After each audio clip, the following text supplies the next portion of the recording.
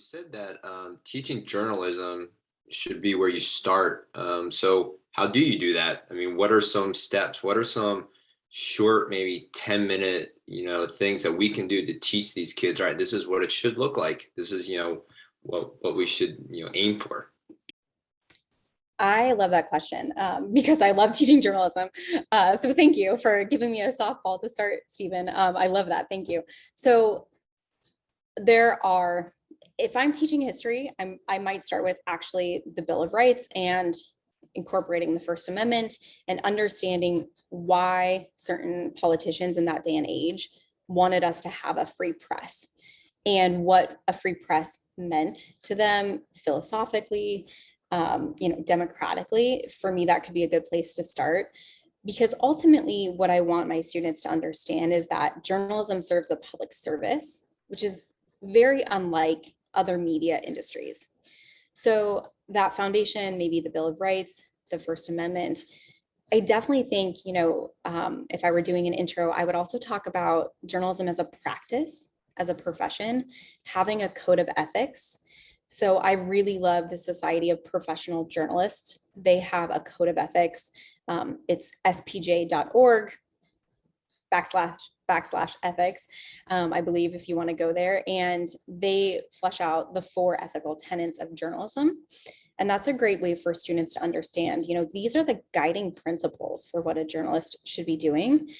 And if a journalist is not doing those things, or if the product of their work exemplifies that they are ignoring those tenets, then we've got a problem. And there's either a breakdown in journalism or it's not journalism. So to me, those 2 areas, sort of a foundation in the role of free press, in addition to probably journalism as a practice and profession with the code of ethics, those would probably be where I would start. Thank you. I'm curious, you mentioned at the beginning that talking about the news with students in a classroom can sometimes feel daunting for teachers.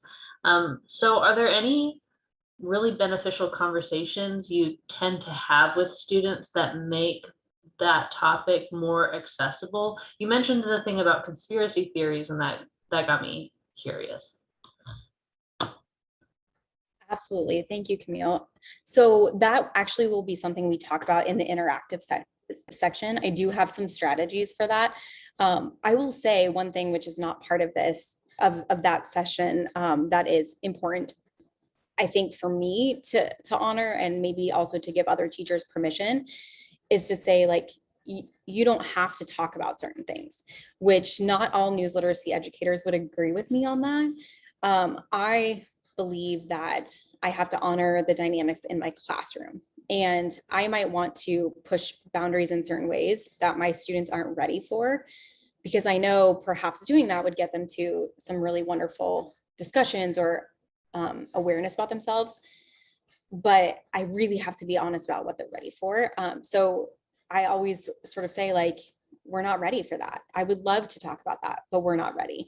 So when we get to the interactive session, I'll share some ways that I try to make them ready for that. And then if you want to talk more, that would be a great place to jump in and see what else might work. I'll chime in. Hi, everybody. I'm Mr. Rader. I'm a professor here at Westaco East, and I dual credit with South Texas College. I am proud of my alumni, University of Missouri, so I did take a couple of journalism classes with very good professors back in the late 70s before we had internet.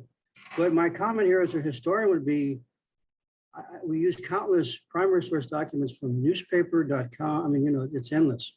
And so it's kind of cool just to bring into the class how a journalist might have written in 1830, 1850. And I just wanted to bring that in. It's not to recommend or layer on, it's just conversation. But I think journalism is fabulous, particularly the history of journalism in the United States. I mean, thank you for letting me. There's never been a more interesting time than today. If you look at what our ex-president did on the Wall Street Journal yesterday, like, wow, okay. Kind of gets to fake news and stuff. But no, I think it's fascinating. So my angle here is to try to get some insight on how to bring in more journalism as a credible source in history. If that makes sense to me, because that's what everybody did. I got to have the newspaper. So I'm more of a historian kind of person. Thank you for letting me chime in. I'm going to jump Journalism. in Go here ahead. just to let you know that the next 2 sessions after this session, we'll look at a social studies historical perspective on journalism, on different points in which there has been issues with bias and sensationalism and things throughout historical, and look closely at some historical timepieces and how media and journalism fit into that historical content. So be looking forward to that as we continue down the road. Sorry to interrupt, Megan. That's awesome. Can I come? I can come to all the rest, right? I will Please also do. I will be there. I would also just add in terms of history and journalism and sort of that primary journalistic experience, one of my favorite texts for a history class or for an advanced writing class, perhaps if you're focusing on nonfiction, would be The Race Beat. And it is, you're probably familiar, but it's just a great firsthand account from journalists about what it was like to cover the race beat at, sort of the height of the civil rights movement. And I feel like it does a pretty good job of them honestly assessing some of really the ways in which the media failed to really do their job as public servants and watchdog, and then also understanding the challenges that came with it and how the news media shaped our understanding. So I love that. The Race Beat, it's perfect. That's a great text. I have a question, Megan. What are your kind of starting points for talking with students about social media and meeting them where they are? I am getting older and older every year, but I still feel like a young person, but my own habits are so different from theirs. Is there a starting point that you recommend that maybe is comfortable and doesn't feel cheesy, or like teachers might be pandering to them? I'm sure there are people out there who can identify with this question. I identify with this question.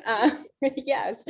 So, my first starting point is always to do my own little survey in the classroom of what social media they are on. I'm actually finding more and more that students are not on social media. So the last 3 years when I was teaching high school, I had in each class probably 3 students who weren't on social media, which is a lot. That's actually quite a bit for their age group. So I want to know, what platforms are they on? So we'll do like an initial survey. Then we do a social media inventory, which is an assignment that I want to share, or an activity that I want to share. And I'll talk about sort of what it looks like in a minute, but essentially it asks them to take stock of their presence on social media. And it's a great way for them to develop awareness, to really think critically about what they're doing versus what it looks like to other people, and to be kind of honest with themselves about how they use media. I will also say, I have to be honest with them as well. Part of teaching news and media literacy for me has become an exercise in the discomfort of feeling like I need to share a little bit more with my students than I might have otherwise. So I will tell them, I was on Snapchat for 8 days, and that's as long as it lasted. And so that gives them an opportunity to teach me too. And I definitely embrace that part of it. So that's another sort of entry point, is let them teach me. And sometimes we just do that for a day. And then I come back to them with, now that I know a little bit about this, here's where we need to go. And here are the questions that I have. And then we also have fun with it.